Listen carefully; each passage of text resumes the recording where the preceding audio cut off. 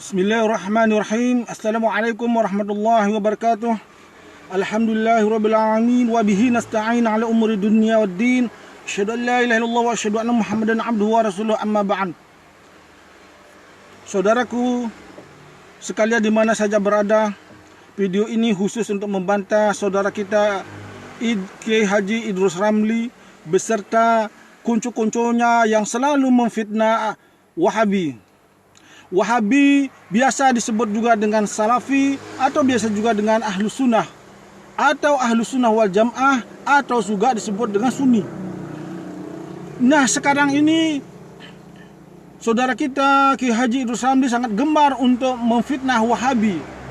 Salah satu dari beberapa yang beliau ungkapkan yang telah aku lihat videonya, yang aku baca di Facebooknya adalah tentang beberapa hal yang aku kira bahwasanya Kiai Haji Idrus Ramli ini mungkin hanya melihat di Google atau di internet atau cuplikan-cuplikan buku yang entah di mana dia peroleh.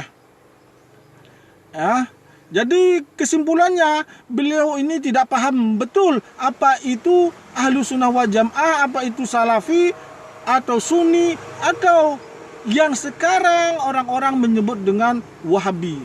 Padahal hakikatnya Wahabi itu secara mazhab itu tidak ada. Mazhab yang biasa dikenal di kalangan muslimin adalah hanya 4. Mazhab Hanafi, mazhab Maliki, mazhab Syafi'i, mazhab Hambali. Tetapi sekarang digembar-gemborkan seolah-olah ada mazhab Wahabi yang mengajarkan tentang penyimpangan-penyimpangan, ya. Padahal Wahabi yang dia maksudkan adalah yang dibawa oleh Syekh Muhammad bin Abdul Wahhab adalah sebenarnya dia hanyalah mujtahid atau mujaddid di abad sebelum abad ke-20. Karena beliau lahir sekitar 1870-an. Nah, jadi sebenarnya tidak ada mazhab Wahabi. Ini perlu diingat dan digarisbawahi. Jadi jangan lagi menyebut Wahabi itu sebagai sebuah aliran atau mazhab, ya.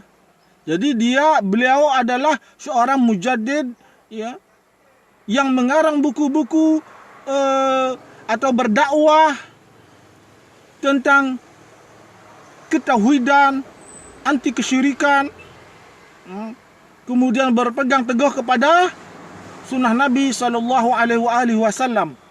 Inilah ajaran Wahabi yang sebenarnya. Dan yang sering sekali digembar-gemborkan adalah tentang kebid'ahan daripada tri tauhid. Mereka menyebut tri tauhid, padahal sesungguhnya tidak ada tri tauhid, tetapi tauhid yang dibagi menjadi maknanya itu menjadi 3, rububiyah, uluhiyah, asma wa sifat. Jadi pembagian ini adalah mempermudahkan masyarakat untuk mengenal Allah.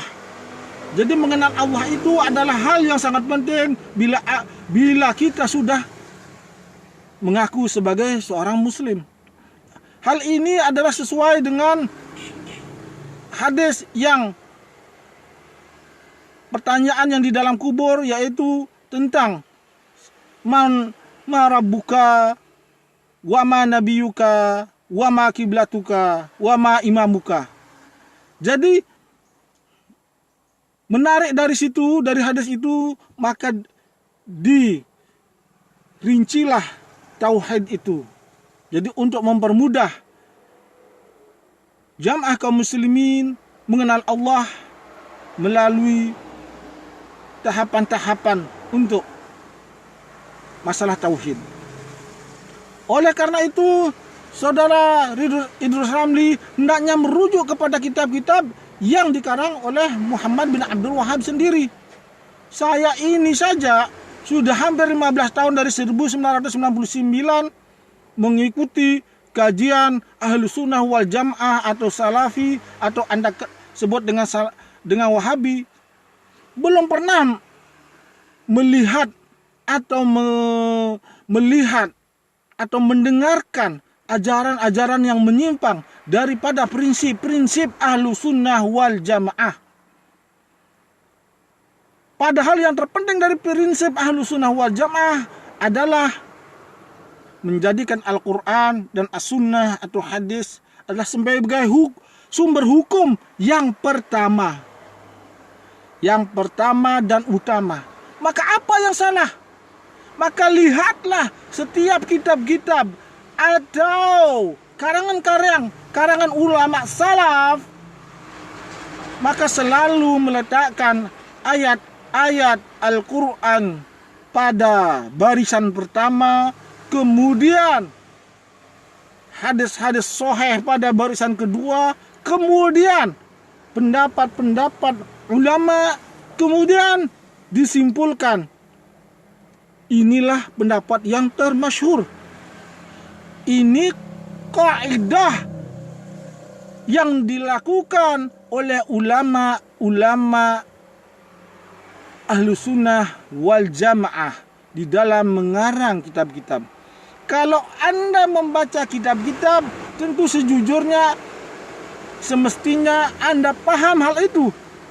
Tetapi mungkin Anda hanya melihat di internet, di Google, atau kutipan-kutipan yang entah dari mana, sehingga pikiran Anda selalu negatif. Selalu negatif, selalu tidak jujur. Inilah akidahnya Ahlussunnah wal Jamaah, atau disebut Salafi, atau Anda dan konco-konco Anda menyebut dengan Wahabi. Apakah bisa dipahami? Ya, semoga Anda memahami. Cukup sekian aja. Billahi taufiq wal hidayah. Assalamualaikum warahmatullahi wabarakatuh.